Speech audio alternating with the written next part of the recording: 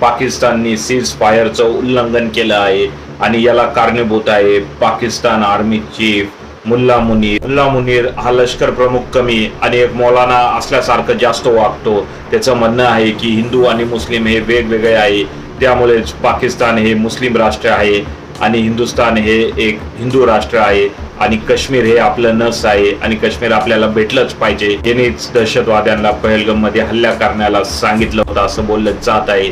यालाच युद्ध पाहिजे होतं. पाकिस्तान मधील लोकही याला वैतागलेली आहेत. त्यांचं म्हणणं आहे की या माणसामुळे आधीच जो देश अडचणीत आहे, जो भिकारी व्हायच्या मार्गावर आहे, तो देश अजून अडचणीत जात आहे. मुल्ला मुनीरनी जे त्याचे प्रतिस्पर्धी होते इम्रान खान जे माजी पंतप्रधान होते त्यांना पण तुरुंगामध्ये टाकलेला आहे. त्यांचे आणि यांचे विचारधारा वेगवेगळे असल्यामुळे मुल्ला मुनीर याचा माज आता इंडियन आर्मीने उतरवलाच पाहिजे. डोनाल्ड ट्रम्प यांनी जे सीज फायर करार केला होता तो पण त्यांनी तोडला आहे.